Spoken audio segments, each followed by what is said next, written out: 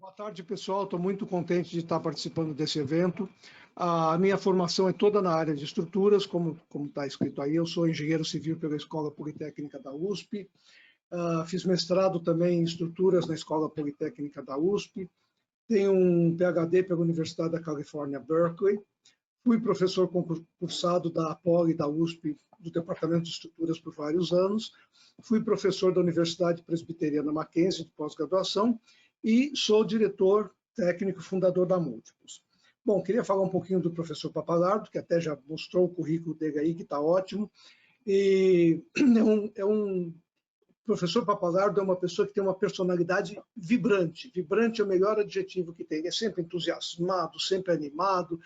E essa energia toda que ele tem, ele sempre usou uma parte muito boa dela para a área de elementos finitos. Então, como foi dito aí, ele tá trabalhando com elementos finitos desde o ano 1984, com o software SAP 80, no Paulo Habib. Depois também, desde 2004, ele é professor da Universidade Presbiteriana Mackenzie na área de elementos finitos. Então, é uma pessoa que tem uma vivência didática e prática muito grande de elementos finitos. O livro do professor Pappalardo, sobre elementos finitos, o melhor adjetivo que eu tenho é que o livro é cativante. Por que é cativante? Que você começa a ler o livro e não quer parar. Você quer chegar no fim do capítulo, quando chega no fim do capítulo você quer parar para o outro, porque ele é tão assim, interessante que você acaba ficando empolgado, porque a leitura é agradável, a leitura é fácil, a leitura é bem didática. Então, começando aqui quando o professor Pappalardo fala sobre a introdução dos métodos de elementos finitos, é um capítulo muito interessante e eu gostei muito que ele colocou dois gráficos mostrando a evolução da capacidade de computação dos computadores de grande porte e dos microcomputadores. E esses gráficos que eu achei interessantíssimo, eles são logarítmicos, ou seja, não é 1, 2, 3, não, é 1, 2, 1, 10, 100, 1000, 10.000 e vai assim por diante. Então, a capacidade dos computadores ela evoluiu de uma forma assim geométrica. E isso que viabilizou os softwares de elementos finitos ficarem cada vez mais poderosos, mais complexos, e o pessoal também fazer análises de estruturas maiores, mais complexas, e graças a essa capacidade de computação. Depois, quando o professor Pappalardo fala das formulações básicas dos elementos finitos, ele é muito feliz porque ele aborda cada um dos tipos de elementos, faz uma formulação conceitual, depois ele faz uma parte didática, mostra um exemplinho didático, e depois ele mostra um exemplo que eu acho muito interessante, isso muito motivador. Ele sempre pega cada elemento e mostra uma aplicação do mundo real, uma aplicação grande, uma aplicação bonita, que até se o livro fosse colorido, seria mais bonito ainda, porque vocês estariam vendo todos esses gráficos de tensões a cores. No capítulo que o professor Pappalardo fala sobre análises estruturais, eu também gostei muito, porque ele abrangeu todos os tipos de análise, das análises estáticas, dos vários tipos de análise dinâmica, os vários tipos de análise não linear. Então, quem lê isso daí tem uma visão global de tudo que dá para ser feito em análise estrutural. Achei que o professor Pappalardo foi muito feliz nisso daí. Depois ele passa a falar de problemas de aplicação.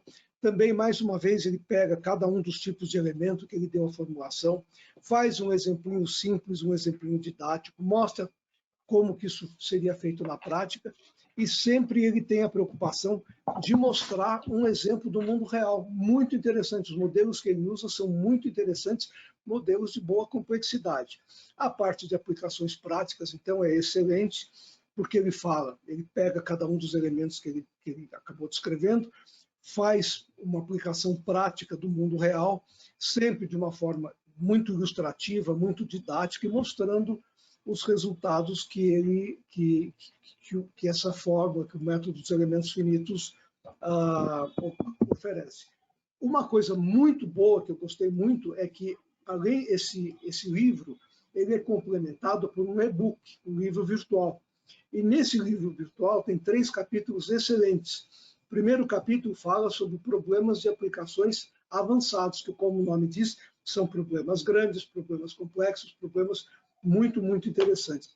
Depois o Pappalardo fala sobre aplicações práticas avançadas, em que aí ele aborda uma série de situações difíceis, vibrações em arquibancadas, estrutura de suporte para silo, barragem, caixa d'água, enfim, é muito, muito bom essa parte, o capítulo 7 do livro virtual, que vocês devem consultar também. E, por último, eu achei muito inovadora o capítulo 8, que o professor Pappalardo chama de desafios estruturais, em que ele propõe uma série de problemas estruturais, situações estruturais, e pede que o leitor resolva. E não bastasse isso, ele ainda se propõe, ele dá, no final do livro virtual, as respostas a esses problemas propostos. Parabéns, tá? Foi excelente essa ideia que você teve. Bom, como a gente está falando de elementos finitos, como eu falei, eu trouxe o SAP 80 aqui para o Brasil em 1982. E em 1984, eu fundei uma empresa chamada Múltiplos, que o principal produto era o SAP 80. O método dos elementos finitos, ele de nome ele já era conhecido, mas o pessoal desconhecia como é que ele era, como é que ele funcionava, como é que ele trabalhava. Então, o pessoal tinha muita curiosidade sobre ele. Bom, quando eu estava fazendo doutorado, eu fui aluno de um professor chamado Ray Clough, que é o pioneiro da dinâmica das estruturas. Eu acho muito, muito interessante falar o seguinte: o Ray Clough, que é o pioneiro da dinâmica das estruturas, foi o padrinho, o cara que batizou o método dos elementos finitos. Como assim? O método existia, era um método matemático, um método computacional, mas não tinha nome. E o Ray Clough falou, poxa, vamos chamar isso aqui de método dos elementos finitos, e o nome pegou desde aquela época e ficou. Depois eu fui aluno de um professor chamado Edward Wilson, que é o professor de maior destaque nessa área de elementos finitos. Ele fez os programas muito famosos, chamados SAP-2 e SAP-4, que teve uma abrangência mundial, sempre para computador de grande porte. E o SAP, eu gosto de falar de onde é a origem a palavra SAP. SAP é uma abreviação de Structural Analysis Program, ou seja, Programa de Análise Estrutural. E a grande inovação que o professor Edward Wilson trouxe foi que esses computadores existiam no ambiente de mainframe, então vamos dizer, era complicado você usar, porque você tinha que usar num computador de grande porte, ou na universidade, ou na vida privada, isso era muito caro, você pagava por segundo, era caríssimo. E o professor Edward Wilson falou, olha, como os microcomputadores estão se desenvolvendo, vamos trazer esse software para o microcomputador. E assim nasceu o primeiro software de elementos finitos para microcomputador, que era o SAP 80. Então, isso foi algo assim que tomou proporções incríveis, porque agora o engenheiro podia usar o software de elementos finitos no seu computador pessoal. E, como eu falei, o método dos elementos finitos já tinha um certo nome, mas o pessoal desconhecia como é que ele era, como é que ele trabalhava, que resultados ele obtinha. Como eu falei que eu trouxe o software aqui, o SAP 80 aqui para o Brasil, o pessoal queria ver. Então, o pessoal fala, Harold, eu tenho interesse nesse software, no método dos elementos finitos, mas eu queria saber como que ele trabalha para mim, como que eu posso utilizar, que benefícios eu tenho. Então, eu brinco que era uma época assim, do ver para crer. Então, o pessoal eu dei muito curso de elementos finitos, e nesses cursos a proposta era assim, olha, você traz o seu modelo e a gente faz ele no curso. Ou então, tinha uma empresa que estava interessada, fala, bom, você me mostra do que você queria aplicar o método e a gente faz para você. Então, com isso, a gente aplicou no SAP 80 e SAP 90, a gente aplicou o método dos elementos finitos para uma variedade muito grande de situações, mais assim, curiosas que possíveis. Por exemplo, eu fiz projeto de tanque de guerra, projeto de reator atômico, projeto de chuveiro elétrico, projeto de freio de pastilha a disco, projeto de navio-tanque, projeto de barragem, projeto de torres, e assim o método foi divulgando e se popularizando, e o pessoal falou, poxa, de fato é uma técnica boa, fácil de usar e dá resultados muito interessantes. Então, com isso, eu ajudei, foi o início dessa divulgação, dessa popularização do método dos elementos finitos aqui no Brasil. Bom, como eu falei, eu trouxe o SAP 80 e com isso eu criei a Múltiplos, que é uma empresa dedicada a softwares para engenharia, e aí a partir do SAP a gente foi abrangendo o nosso leque de produtos. Por exemplo, na área de estruturas, a gente é muito forte. A gente tem vários softwares para projeto de estruturas em concreto, tem vários softwares para projeto de estruturas metálicas, tem softwares também de elementos finitos, tem software para projeto de pontes. E vale a pena ressaltar um software chamado ETABS, que é tipo primo irmão do SAP 2000. Ele é desenvolvido pela mesma empresa que desenvolveu o SAP 2000. Ele é um software cujo, vamos dizer, o objetivo, a aplicação principal dele são edifícios altos. Quanto altos? Muito altos. Por exemplo, ele é o software que foi utilizado no Burj Khalifa, lá em Dubai,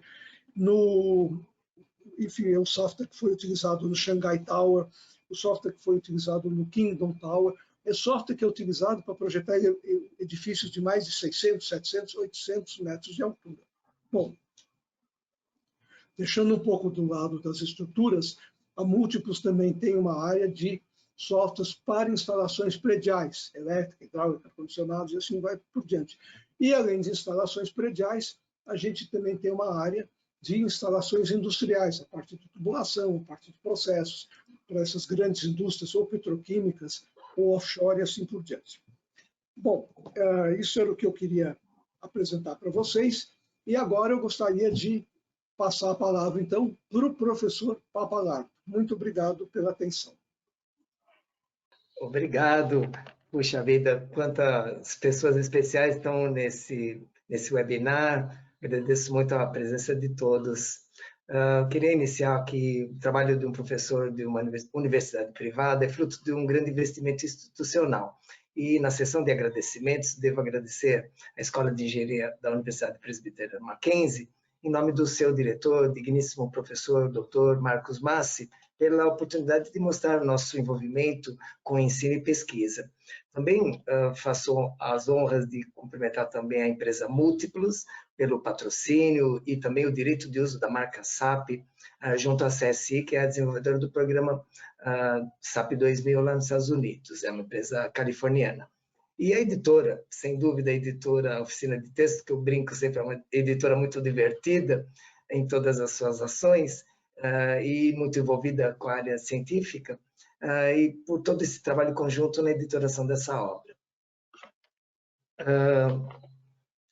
O professor Harold comentou aí da sua oportunidade de estar perto a seres iluminados, como o professor Clough, o professor Edward Wilson, são jovens, foram, né, jovens engenheiros exemplares que tiveram a grande oportunidade de trazer ao Brasil grandes avanços científicos e que elevaram a engenharia nacional para um reconhecimento internacional.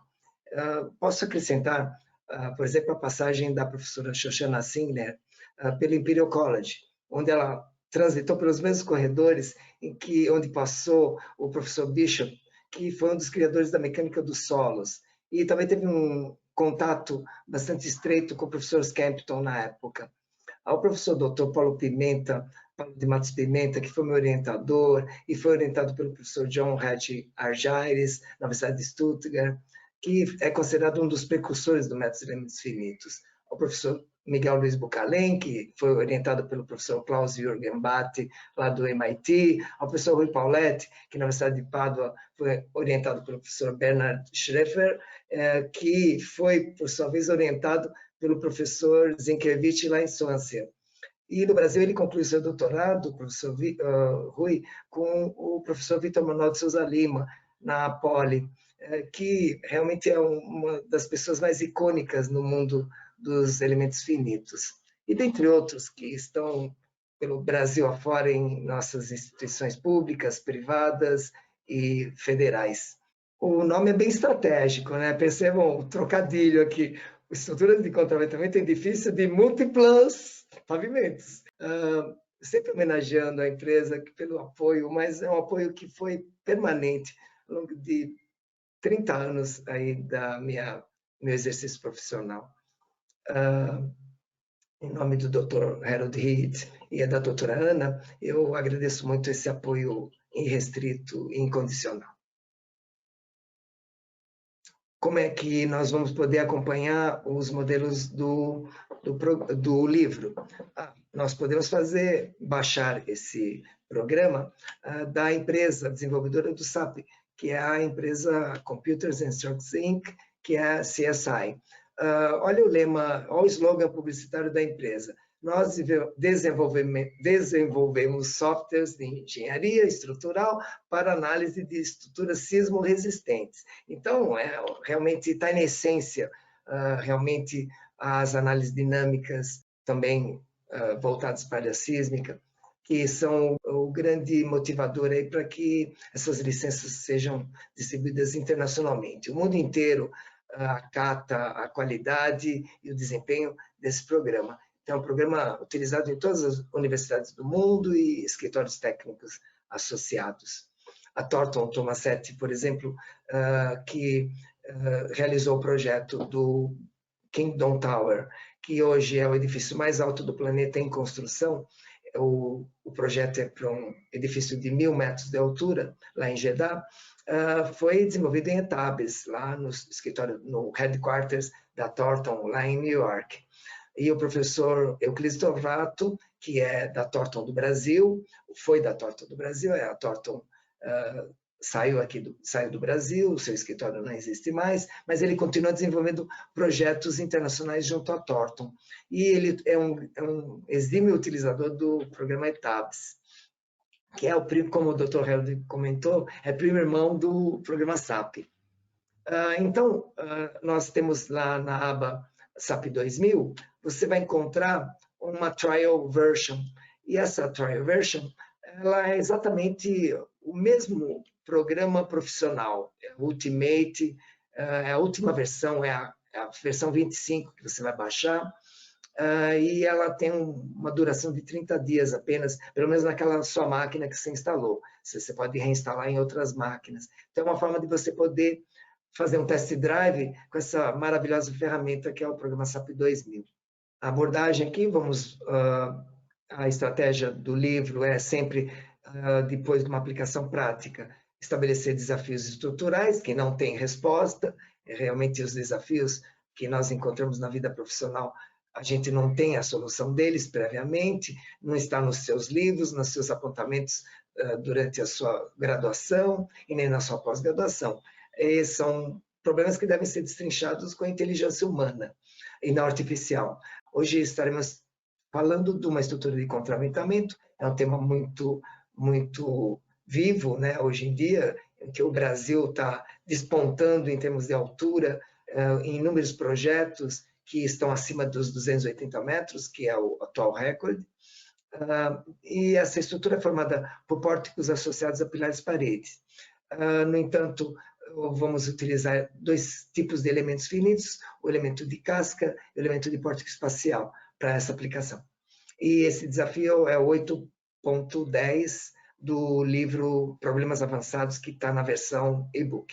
Primeiramente, a relevância do tema, como eu já comentei, é voltado para a área de edifícios altos, e quando a gente fala em elemento de contraventamento, esse que é nosso intuito, de apresentar, por exemplo, os efeitos em elementos não estruturais devidos ao movimento lateral dos edifícios provocados pela ação do vento. Tal efeito reflete manifestações patológicas nos subsistemas da construção civil, tais como os sistemas de vedação vertical externa e seus revestimentos, os sistemas de instalações prediais hidráulico-sanitárias, eu estou me referindo a água fria, esgoto, instalações de combate a incêndio, sistemas de fachada, tanto convencional como ventilada, unitizada.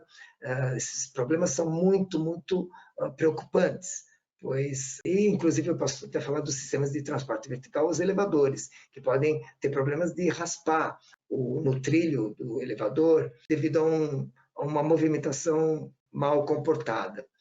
Então, esses problemas a gente pode... Temos um curso de especialização no Mackenzie, que eu sou responsável, que é sobre excelência construtiva, onde se trata de todos esses problemas patológicos que advêm de uma construção civil. Então, esse é o interesse principal, é o que nós vamos hoje estar mostrando, que a estrutura é flexível, ela se movimenta, mas os elementos não estruturais, eles sofrem com essa movimentação. Mas também esse estudo, ele desengatilha diversos outros estudos, como o estudo de estabilidade global, análise de estabilidade global, para a classificação de uma estrutura de nós móveis ou de nós fixos. No entanto, quando a estrutura é de nós móveis, temos a necessidade de levar em conta os efeitos globais de segunda ordem, somados aos efeitos locais e localizados em pilares e paredes. E também outra importância aí desse tipo de análise, de estudar os elementos de contraventamento de uma edificação, nós podemos pensar em duas rotas. A rota 1, que é a dispensa dos efeitos dinâmicos causados pelo vento devido à turbulência atmosférica, para a consideração do vento como um caimento estático. Então, quando aplicamos um vento estaticamente, é porque nós temos uma resposta do sistema estrutural, e hoje nós vamos também falar um pouquinho sobre análise modal, que é uma análise gratuita, que o programa nos oferece, você não tem que encomendá-la, ela vem naturalmente, assim como o caso de caimento devido ao peso próprio, que a gente não consegue desligar, o vetor gravitacional da Terra. E, por acaso, caso você não atenda essa primeira rota, você tenha frequências abaixo de frequências críticas, aí assumimos uma rota 2, que é levar em consideração as rajadas de vento como ação dinâmica. Vamos aplicar um vento sintético, por exemplo, aquele proposto pelo professor Mário Franco. É um vento dinâmico. E vamos estar tratando um critério de controle da amplitude máxima das acelerações, que devem estar abaixo de um certo limite, visando o conforto dos usuários de uma edificação, principalmente aqueles que estão nos andares mais elevados dessa edificação.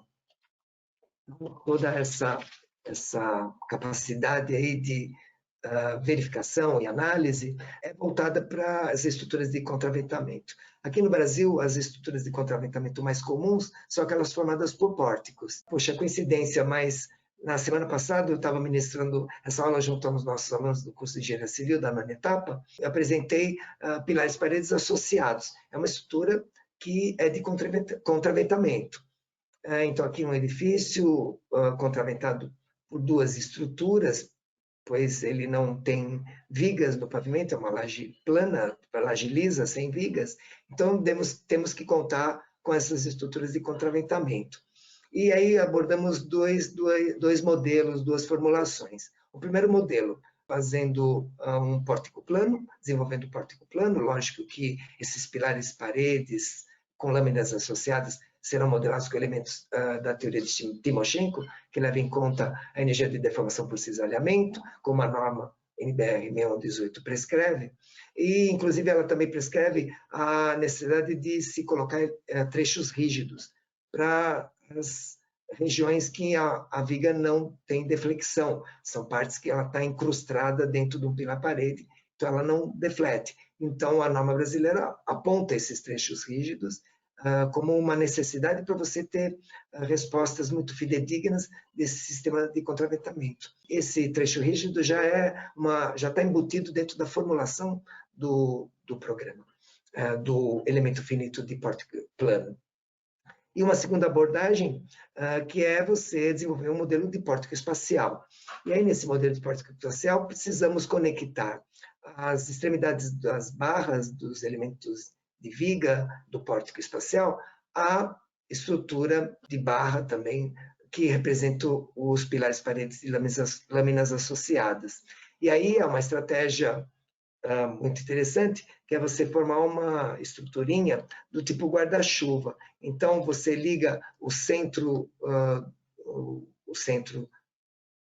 a linha de centro do pilar parede, que é representado por uma barra, tá? E que tem essa forminha de U, e você vai ligando as vigas que estão chegando. Então, se chegam algumas vigas por aqui, tem esse guarda-chuvinha que se liga, se conecta com barras rígidas. Tá? Então, esse sistema, a gente conhece por sistema de barras rígidas. E o programa TQS, por exemplo, adota esse sistema com um pórtico flexibilizado, e de forma que fica muito fidedigna a resposta do sistema estrutural. Então, é importante que tenhamos essa noção dessas técnicas de modelagem para que possamos ter resultados que possam ser confirmados quando a estrutura estiver em uso, quando ela estiver terminada e submetida à ação do vento. Aqui no Brasil, por exemplo, nós contraventamos com pórticos, porque só temos situações de ventos extremos, mas não temos o terremoto. Além, podemos citar assim as regiões do Acre, de Fortaleza, o professor Petros, lá na Federal do Rio Grande do Norte, a professora Selma, são entusiastas do tema terremotos e estruturas sismo-resistentes, pois eles têm lá, eles estão em região sísmica. Então, são poucos os brasileiros que são banhados por esse conhecimento. Que o Chile, aqui na América do Sul, é o país que melhor detém essa tecnologia. Eles criam pórticos com cruzetas que funcionam tipo atenuadores de vibrações e de excitações produzidas por altos sismos, uma vez que é um país que é acometido por altos sismos frequentemente. O modelo de hoje vai ser um modelo de pórticos associados com pilares paredes, onde iremos modelar os pilares paredes com elementos de casca, que são os elementos mais poderosos aqui do programa SAP, que é a especialidade do professor Miguel Luiz Bucalém, lá da Escola Politécnica. Ele desenvolveu elementos de casca lá no MIT, muito poderosos. E a cada ano nós temos novos elementos que estão surgindo aí no cenário do mundo dos elementos finitos. Ou seja, é um estudo ainda que está em aberto na ciência. Então, esse é o modelinho, bem simples. Eu quis pegar só um pedaço do modelo, pois não vai dar tempo da gente conseguir, nesse exíguo tempo, né, de apresentação, mostrar uma estrutura completa. Eu gostaria de trazer o pavimento todo. O projeto foi desenvolvido no âmbito do curso de especialização em estruturas, em projeto de estruturas para edifício, que é lá na pós-graduação do Mackenzie, que é um curso realizado em parceria com a ABS e com a TQS. É um curso que tem tido muita repercussão e muita aceitação no mercado, porque os próprios professores que ministram esse curso não são acadêmicos, eles são donos de escritórios, dos principais escritórios de projetos de estruturas do país. Então, esse projeto foi desenvolvido pelo Bruno Mariano, pela Flávia Pompeu e o Leonardo Leme, que são da Cláudio Pulga, e da Patrícia Bonilha, da empresa Statura. E esse projeto aqui foi um projeto desenvolvido junto à cadeira de desenvolvimento de projeto estrutural e geotécnico, que é ministrado pelo professor João Alberto de Abreu Vendramini. E ele foi o proponente desse curso, trouxe o curso para o Mackenzie, e uma campanha bastante dificultosa de trazer esse curso, depois esse curso em andamento, foi um trabalho conjunto com a professora Magda Duro, da Pró-Reitoria do Mackenzie, foi um trabalho muito difícil, levou acho que de 3 a 4 anos para a gente conseguir pôr esse curso em andamento, dada a preocupação de ter um curso muito direcionado a esses futuros engenheiros que vão partir para a carreira na área de estruturas, para que eles tenham excelente formação, para que eles sejam aptos a poder ingressar nesse mercado. Abriu, maravilhoso, olha só que linda a interface, muito limpa, maravilhosa essa interface gráfica, muito limpa, a gente nem imagina o poder de fogo que tem uma ferramenta dessa. Então, vamos começar com a escolha do modelo, New Model, unidades em kN/metro, pelo amor de Deus, unidades consistentes, que os instrumentos normativos normalmente se referem a esse grupo de unidades consistentes. Vamos eleger um pórtico espacial, mas com lajes apoiadas sobre vigas, que é exatamente o modelo de um edifício moldado em loco, que é Beam Slab Building. Eu só vou fazer um pavimento, depois eu vou replicá-lo, depois de fazer algumas edições, um pavimento só.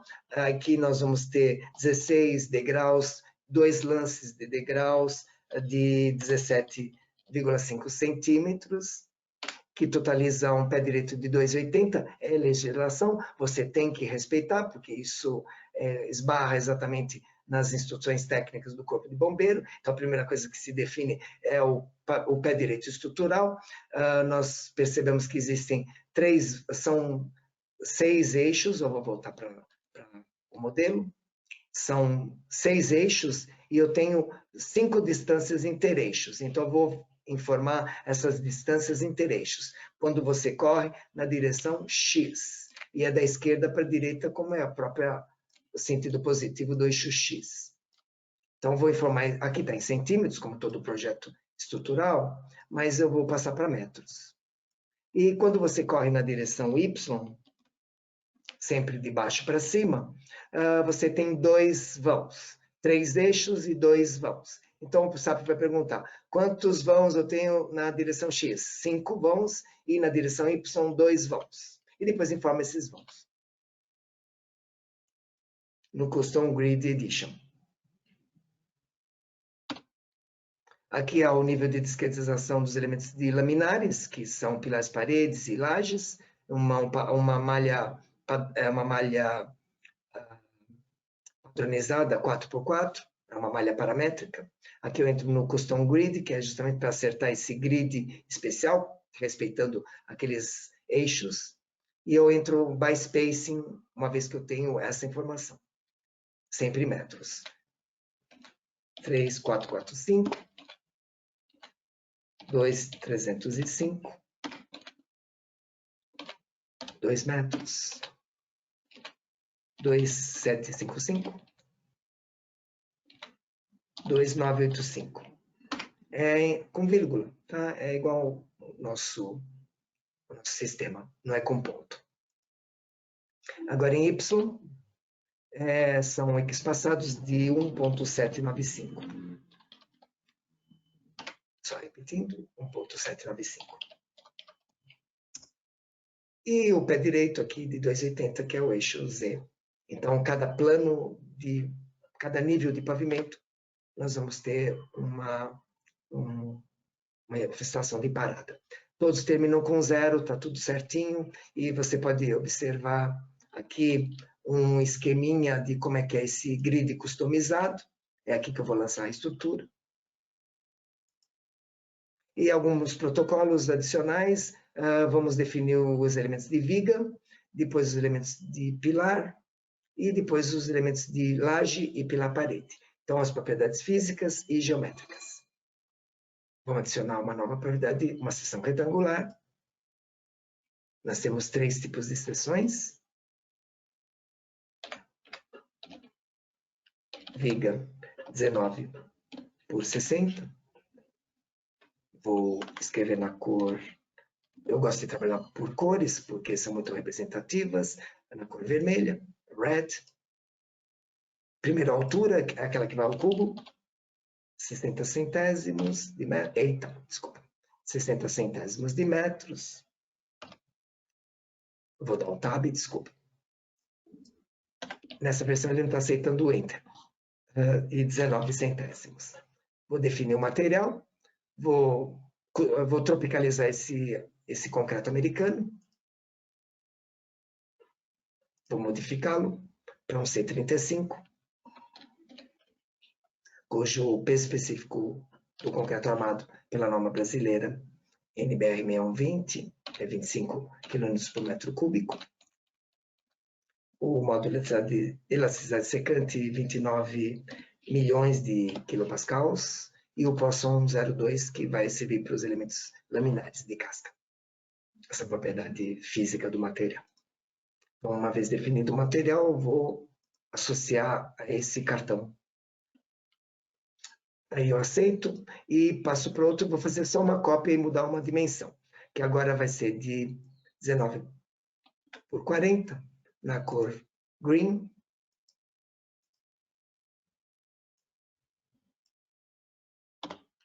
E é o mesmo concreto. Próximo também vou fazer uma clonagem do cartão anterior, vai ser uma viga de 14 por 40, na cor azul. As cores você que escolhe, tá? São as cores de minha preferência. RGB, para eu fixar, para lembrar. Red, Green and Blue.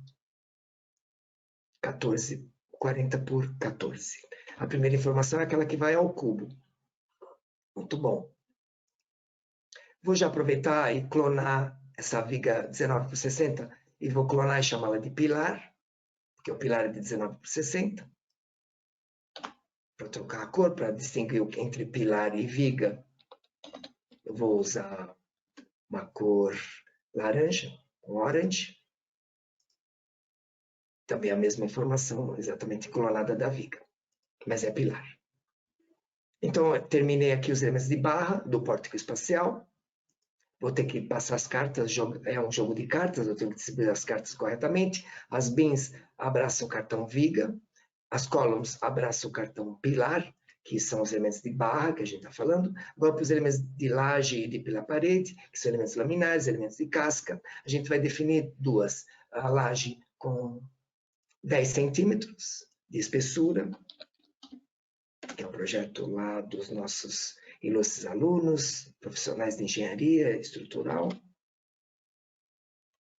Aliás, o Bruno Mariano, ele é, além de ser do cálculo estrutural, ele também é um excelente construtor. Ele acompanha obras assim com excelência. Tem vários cursos de especialização. Aqui uma cor roxinha, um purple, que lindo. E aqui tem que informar duas vezes.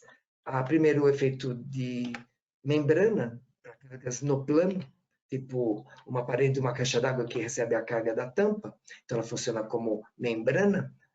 Essa é a formulação do elemento de casca, né? É uma casca fina.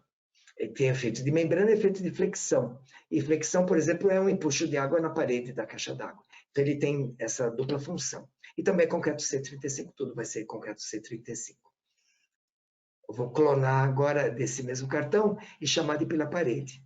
Nosso pila-parede tem espessura mínima de pila-parede pela norma NBR 6118, que é de 19. É só mudar aqui. E a cor vai ser um pink, para as meninas que gostam do pink, eu também gosto. 19 muda, atualiza essa dimensão. Poxa, esse protocolo é árduo, né? É um pouco demorado, mas você está fazendo aqui e está ganhando quilômetros de vantagem quando você entrar dentro da ferramenta. Isso poderia ser feito no Define, que é exatamente aqui, Define Frame Section ou Area Section. Então, e depois tem um Assign, ou seja, esse modelo paramétrico de pórtico, ele já tem cartas marcadas. Ele sabe que essas barras vermelhas, que são as de viga, quando você tiver que associar o modelo geométrico da estrutura, ele sabe que os elementos horizontais vão assumir esse cartão viga, enquanto que os elementos verticais desse pórtico paramétrico vão assumir os elementos de pilares. Então, está assumindo por esse. E o elemento de laje vai estar associado aos painéis rígidos aqui, que a gente tem esses diafragmas rígidos do pórtico. Muito bom. Como nós mesmos vamos vincular esse modelo, eu não quero um Automatic Restraints, porque não é bem esse pórtico, a gente vai ter que fazer uma edição nele. Então, bem-vindos ao mundo SAP. Vamos entrar com o pé direito. Que lindo! Maravilhoso! Eu vou dar uma maquiada, né? O Set Display Option deixa mais bonito, é um parâmetro de visualização. Eu quero Section by Colors, eu quero a volumetria dos elementos estruturais, quero ver o pilar-parede com 19 de espessura, quero ver a viga de 19 por 60, e também quero pintar os elementos laminares. Então, essa é a configuração. E aí, dá uma bela maquiagem aqui no nosso modelo. Lindo. Olha como ele está simpático. Eu vou também fazer algo importante, que é no display, tornar transparente os elementos do pórtico com 50% de transparência, os elementos de laje e pela parede com 80% de transparência. Olha, é um verdadeiro paliteiro estrutural, pelo amor de Deus, só vão ficar 2 pilares. Então, deixa eu ir fazendo essa faxina estrutural. Quem fica, quem sai nessa dança. Como ela é simétrica, tá fácil você acompanhar. Fazendo aquela faxina, uma boa faxina sempre é importante você fazer. Depois a gente vai dar passos mais largos, aí no sentido de... Deixa eu eliminar todos esses pilares de fachada aqui. Só vão ficar 4 pilares. P1, P2, P3, P4. Já estão nas cores certas, cor laranja. As vigas que a gente vai ter que fazer uma atribuição de outras propriedades. Estou eliminando as vigas que vão estar na posição dos pilares paredes, porque 2 elementos não podem coexistir no mesmo espaço, né?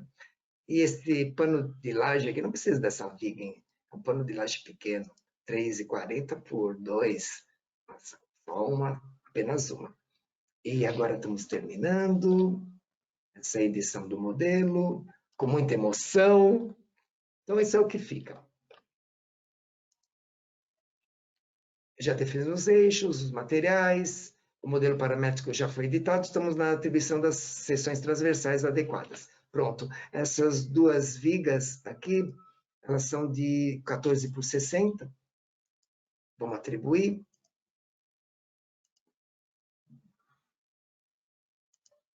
Desculpa, 19 por 40. E aquela do elevador, que separa os dois poços, ela é 14 por 40. E ela já assume a sua cor. Então, eu gosto muito de trabalhar com essas cores, são muito interessantes. Pilares e vigas maiores aqui, que fazem parte do pórtico, estão com 19 por 60. Uma importante consideração aqui é o nivelamento das vigas com as lajes, está no projeto estrutural. Então, vamos nivelá-las.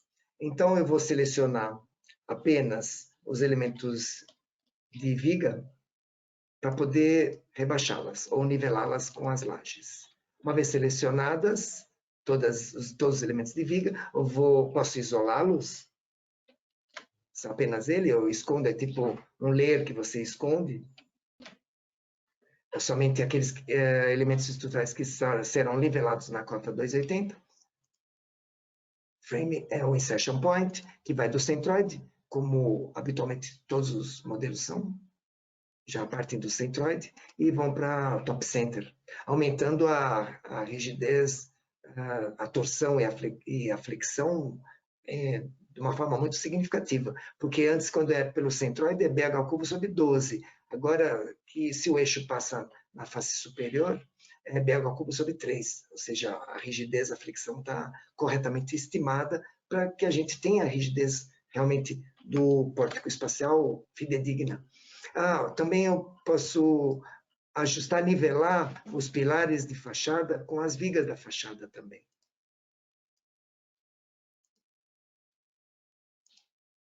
Já nivelei. Agora aqui dá para ver melhor. Esses dois pilares não estão nivelados com as vigas de fachada. Então, vigas internas, no caso, pelo bottom center. E aí estão todos niveladinhos. Estão todos alinhados, perdão. Então, foi exatamente isso.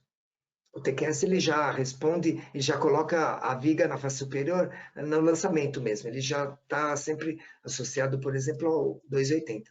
Mas aqui é de uso geral, esse programa. Ele pode fazer vigas semi-invertidas ou invertidas. Então, a gente tem total liberdade para poder posicionar a viga no eixo de referência. Criação dos pilares paredes, uma tarefa muito interessante, mas eu vou recorrer ao plano de trabalho, para ficar mais simples essa tarefa. Então, vamos posicionar num plano XZ. Lembrar que o eixo Z é sempre o eixo vertical. Então, qualquer plano que contém Z é um plano vertical. Eu vou estar nesse plano XZ e modelar no Working Plane, que é muito mais fácil, é como se você estivesse modelando no mundo 3D, como modelando no mundo 2D, um problema espacial. Então, agora eu vou para esse outro lado. Eu sempre deixo na esquerda o modelo 3D, quando eu parto para cá, eu vou me posicionar no plano XZ, e aí dá para perceber com uma moldura azul clarinha em que plano você está. Então, eu vou fazer as duas paredes. É só um retângulo by 2 points. É muito simples. Ou por Draw, Rectangular Area, ou aqui no Speed Button, que você clica aqui, 2 pontos diagonalmente opostos, já cria o primeiro pano, o primeiro pano de pila parede, primeiro lâmina de pila parede, aqui a segunda, estamos vendo o modelo crescendo, vamos avançar, pegar o elevador, ir para o próximo plano, e agora novamente eu faço o desenho, maravilhoso. Ele está roxinho, opa, pisei errado aqui. Eu estou com a caneta roxa, mas deveria estar com a caneta pink, porque aqui eu estou desenhando lajes. As lajes são de 10 centímetros, é proibido pela norma brasileira você fazer uma laje de 10 centímetros, desculpe pela falha. Com emoção, muita emoção. Vamos trocar o cartão. Então, Assign Area Section, vamos trocar de laje para pela parede para aparecer a cor pink. Exatamente, muito bom, desculpe pela falha. Agora vou no plano YZ, que é um plano ortogonal. E vou perceber que eu vou ter que dar um passito para trás, nessa dança maravilhosa, para poder desenhar a lâmina pela parede na caneta certa. A caneta pink está aqui, caneta pela parede. Eu vou fazer uma lâmina só. Muito bom. Agora eu dou 3 passitos para trás, nesse embalo, nessa dança maravilhosa. 3 passitos para trás, é o elevador horizontal. E aqui eu vou ter que precisar de 2 lâminas. Por quê? Porque tem uma viga chegando nessa lâmina pela parede e que nos obriga a manter a continuidade da malha. Perfeitamente. E com isso foram lançados os pilares paredes. Volto ao modelo na forma 3D, que fica mais interessante, mais bonito. Ajustar a geometria do pilar parede PP2. Você lembra que ele tem um chanfro? Então é exatamente isso que eu vou fazer. Vou ter que criar mais um eixo, tanto horizontal quanto vertical. Então vou criar mais um eixo aqui e quebrar para poder quebrar desculpe, um eixo vertical para poder ter essa ordenada e outros dois eixos horizontais para poder quebrar nessa posição. Então, é algo que só vai acontecer exatamente para essa parede, para essa lâmina do pilar parede PP2. Então, deixa eu ver a fixação, perfeito. Eu vou selecionar somente ela, que a cirurgia vai ser nela. Isolo ela, não vai acontecer nada para os demais, é como o AutoCAD, que você congela o layer e tudo que acontece agora é somente para o elemento que está selecionado, a cirurgia.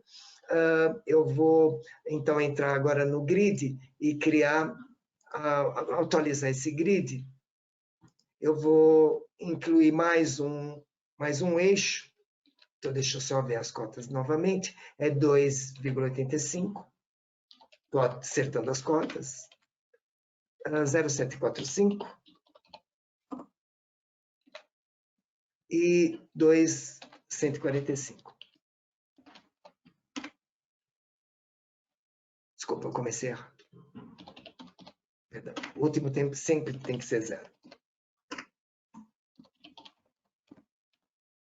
Perfeito.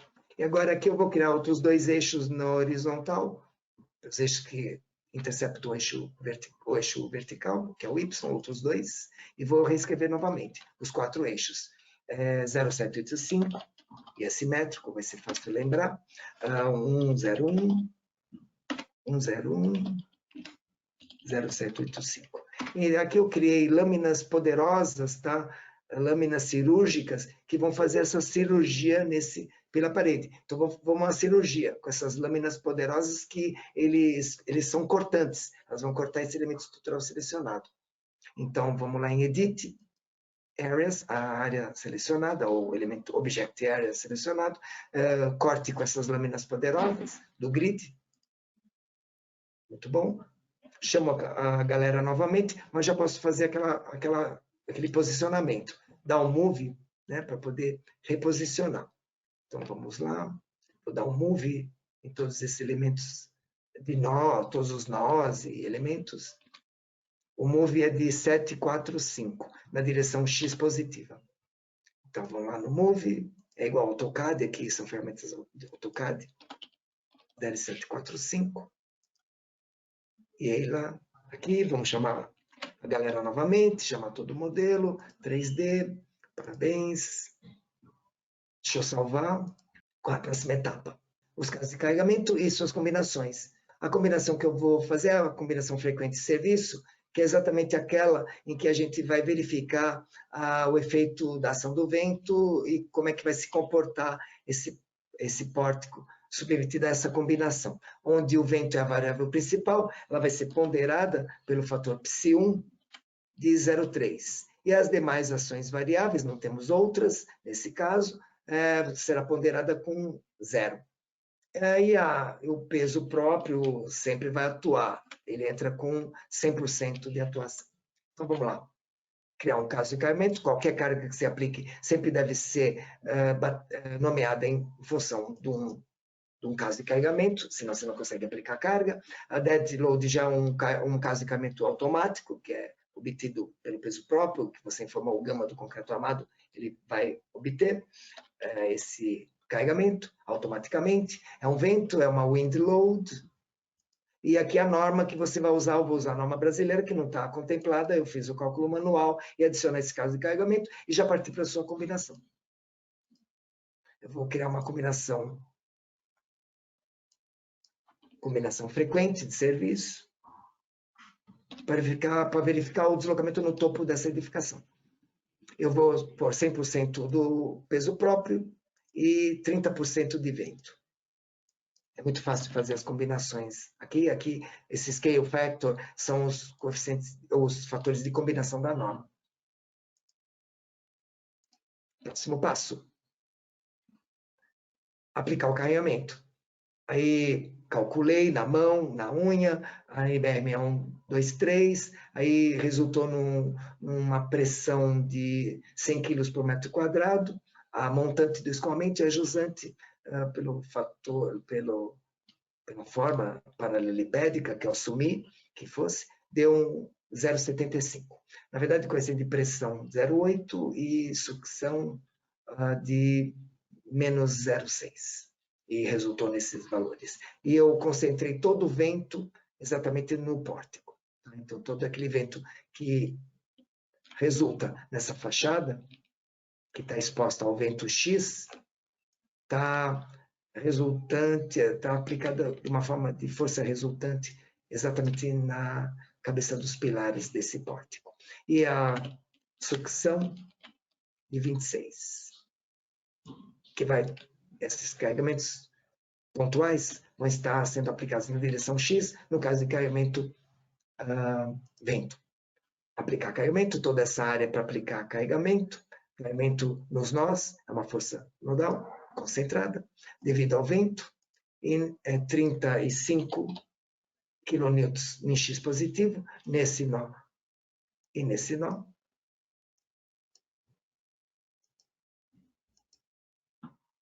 Ele está selecionado. Ele está selecionado, mas estou acendendo. Vamos aplicar. Está ali. E a jusante, ó, solta vento. Também estão selecionados 26. Deixa eu confirmar. 26. Então já está carregada a estrutura. E agora, simplesmente eu vou aplicar a massa concentrada, porque muitas vezes também é verificar uma análise modal, para verificar o modo de frequência natural associada a essa direção do vento X, para verificar se haverá ou não dispensa dos efeitos de carregamentos de vento dinâmico, para ver se eu posso aplicar um vento estático ou pseudodinâmico. Então, eu vou agora me colocar no plano XY, um plano horizontal. Tá aqui, estou na cota 0, na cota de arrasamento dos pilares. Imagina que não tem subsolo nesse caso. E eu esqueci um pouco da nossa maquete maravilhosa. Aqui, ó, ao vivo, ela está sendo transmitida. É a maquete desse edifício, que teve uma mudança, porque lá no projeto original tem uma abertura, uma vez que esse pilar parede PP1 está exposto na fachada. Então, se faz uma abertura para iluminação, ventilação, e isso compromete também a parte de incêndio. Aí devemos usar vidros resistentes ao fogo, ação do fogo, para garantir a compartimentação dessa região. Então, eu vou subir, vou pegar o primeiro andar, eu estou aqui na cota 0, vou para a cota 2,80, e aqui exatamente, o centro de massa não está exatamente aqui, mas está muito perto, está a 45 centímetros. Eu vou assumir, para não ter que fatiar novamente o grid, com aquelas lâminas papelosas, eu vou colocar aqui a massa concentrada. Então, vamos aplicar uma massa concentrada de 300 toneladas, que é o peso do pavimento, mas exceto essa parte da estrutura de contraventamento, 300 toneladas. Eu vou colocar só na direção X, mas a massa não tem direção, poderia pôr nas 3 direções, mas eu vou pôr porque é esse modo que me interessa, o modo de excitação devido ao vento na direção horizontal. na direção X. Está a massa contemplada lá. Muito bom. Discretizar o modelo. Eu vou usar uma malha paramétrica 4x4, ou posso selecionar todo mundo, ou simplesmente vir em All, e aí eu vou usar o algoritmo de geração de malha, que é o Divide, num esquema de malha paramétrica 4x4, ou seja, qualquer pano de laje ou lâmina de pilar parede vai ter 16 elementos, 4x4. É um nível de discretização bem grosseiro, mas o elemento de casca do SAP é excelente, é maravilhoso e é muito poderoso. E agora, falta simplesmente fazer a criação das cópias múltiplas. Vamos ver o edifício crescendo nas nossas mãos, selecionar todo mundo, dar um replicate. São 18 pavimentos, na verdade, são 19 pavimentos, mas um já existe aqui. Então, vamos lá em Replicate. Então, não incluindo o original, a cada 2,80 na direção Z, é simples esse comando, é um comando AutoCAD, mas como já tem um, e eu vou criar mais outros 18 pavimentos. E aí nós vamos ver o edifício crescendo nas nossas mãos. Maravilhoso. Já estamos na etapa final, agora só falta vincular e executar. Então, vou me colocar aqui nesse plano horizontal e descer lá na cota de arrasamento dos pilares e pilares paredes e selecionar todos os nós que estão chegando nessa área. Tem nós dos pilares extremos e nós dos pilares paredes naquele nível de discretização. E agora é só vincular. Eu vou engastar. Vou imaginar que aqui é uma fundação profunda, bloco sob estacas. Engastar. E agora é só rodar. Vamos lá, meus queridos. Agora chegou a hora da emoção, poder apreciar esses resultados maravilhosos. Vamos fazer um comentário técnico aqui. Eu perdi um pouco de tempo naquele probleminha que nós tivemos. Qual o deslocamento limite pela NBR 6118, última versão 2023, que para você evitar esses problemas patológicos nos elementos estruturais, para aquela combinação frequente de serviço, o teu edifício não pode ter um deslocamento no topo menor do que 1.700 avos da altura do mesmo. Eu não levei em conta os 6,75 metros que estão lá no ático, senão ia levar muito tempo, eu não ia conseguir nessa apresentação. Então, aqui tem o barrilete, aqui é o nível do ático, e a caixa d'água que tem 3,75 metros, e atrás dela está a casa de máquinas. Então, caixa d'água, caixa de escadas estão alinhadas, e o elevador e casa de máquinas também estão. 1.700 avos de 50 metros. Então, eu peguei uma parte do edifício só. Então, vamos mostrar agora os resultados maravilhosos, já estão disponíveis aqui. Então, eu quero ver, para combinação combinação frequente de serviço, que essa é a combinação certa, com vento agindo com 30%, eu quero só ver os deslocamentos na direção X, o componente do vetor de deslocamento na direção X. E vamos lá, vamos ver quanto deu. Gente, eu vou encostar aqui nessa paleta, vocês estão observando que tem um fator de escala 10 a menos 3.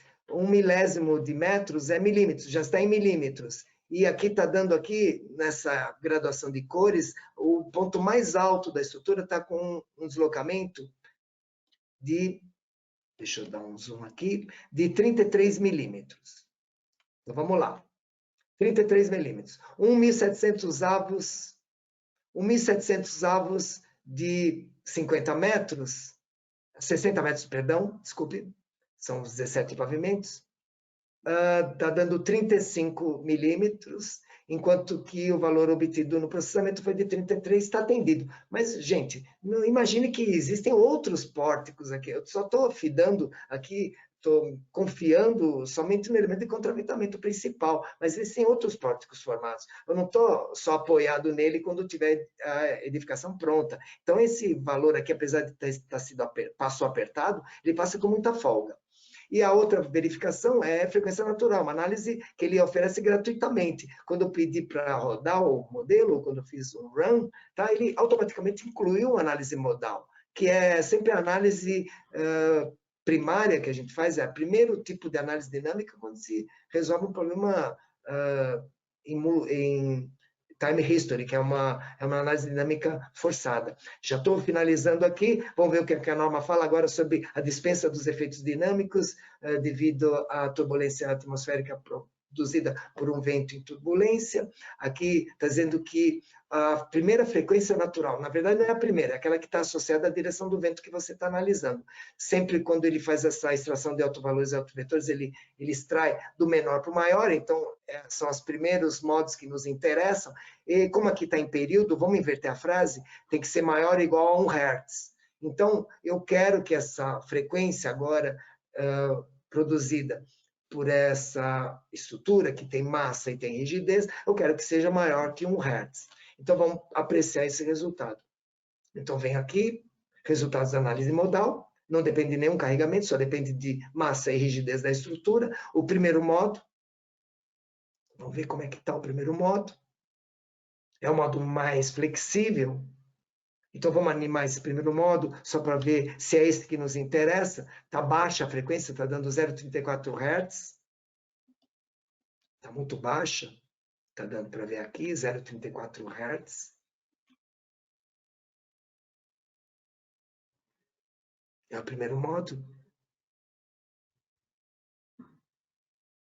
É ele, é o próprio. Então, olha, eu acho que tem muita massa na estrutura, porque eu não descontei nada esse pela parede no projeto original dos nossos colegas Bruno, Flávia, Leonardo e Patrícia. Era muito mais leve, muito mais econômico. Aí eu fiz uma alteração, mas não está passando. Tá? 0,34 Hz deveria ser maior que 1 Hz. Então, não atendeu. Mas lembre-se, além de ter a massa agregada à caixa d'água e a massa de água de uma caixa d'água cheia, né?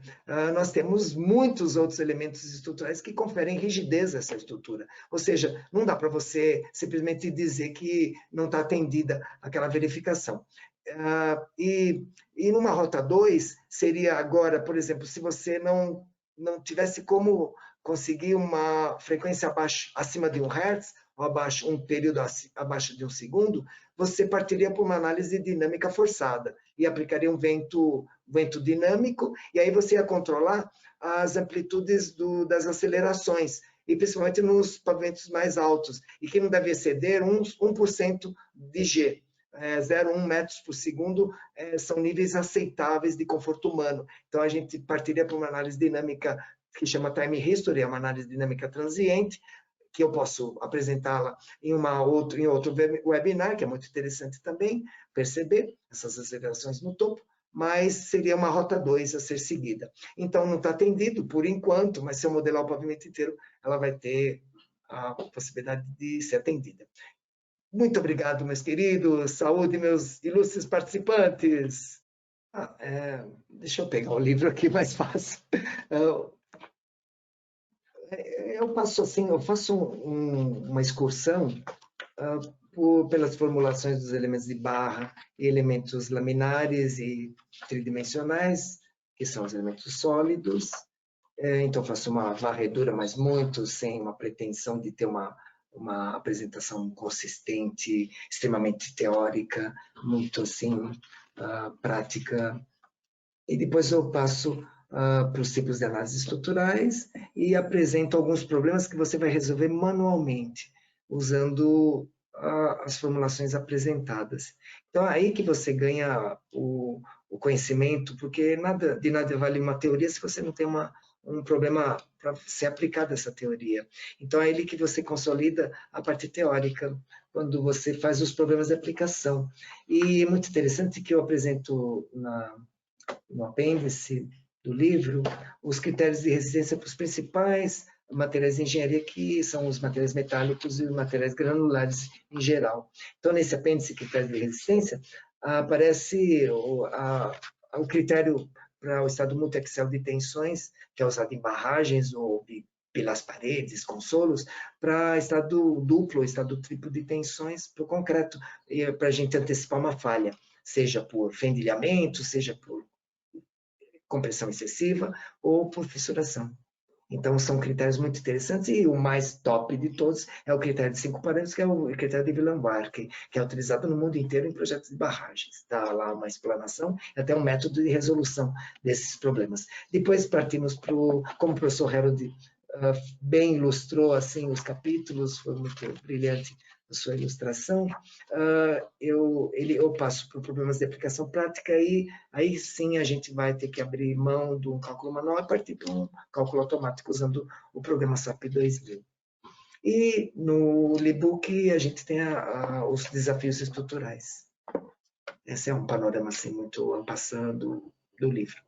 A primeira norma brasileira, a BNT, foi a NB1, que hoje é a NBR 6118, é a norma mais atualizada do país, é a norma mais avançada, e ela atinge patamares muito, muito profícuos, e ela é reconhecida internacionalmente, é uma norma ISO, nós temos instrumentos normativos que só existem nessa norma, e muitos outros já estão adotando. O ACI pode futuramente ser um parceiro, ter uma normativa conjunta com a ACI, é a 6118, ou seja, nós só temos que agradecer a coordenadora da norma, a doutora Sueli Bueno, e o Alio, também, Alio Ernesto Kimura, que está agora em Miami, lá, reunido com o pessoal da ACI, e parabéns a todos esses ilustres engenheiros que elevam sobremaneira a engenharia nacional.